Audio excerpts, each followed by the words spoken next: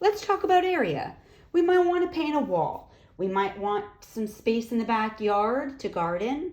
We might want to tile the floor. Or maybe we just want to color in a little corner of our paper and we want to know what area of that paper are we going to color. We're talking about area.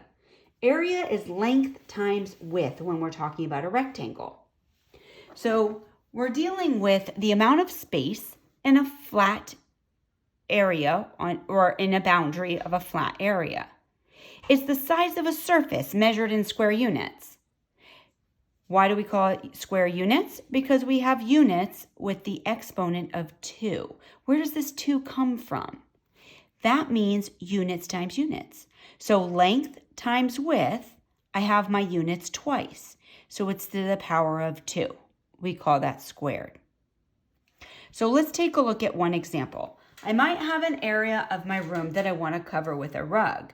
The rug measures 2 feet by 6 feet. So how do I figure out what area it is going to cover? I do 6 times 2 is 12. Feet times feet is feet squared. So I have 12 feet squared. Now let's take a box on a piece of paper and we want to color in this square. And we want to know how much area on the piece of paper are we actually covering. Well, our box is going to measure 3 centimeters by 3 centimeters. So my length is 3 centimeters, my width is 3 centimeters. So 3 times 3 is 9. Centimeters times centimeters is centimeters squared. So my answer is 9 centimeters squared. Sometimes our shapes include more than one rectangle.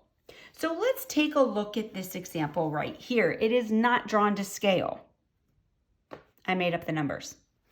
So we have the length here of 8 and by 10. However, this top length measures 3, where this side length right here measures 4. So I'm going to make two separate rectangles out of this by drawing a dotted line. This first rectangle is 8 by 3. So 8 times 3 is 24.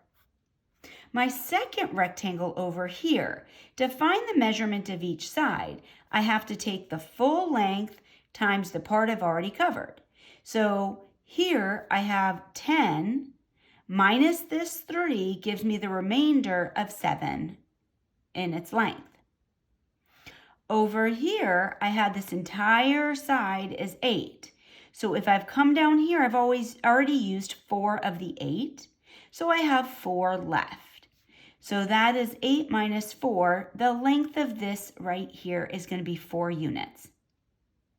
So to figure out the area of the entire shape, I first make the 2 rectangles.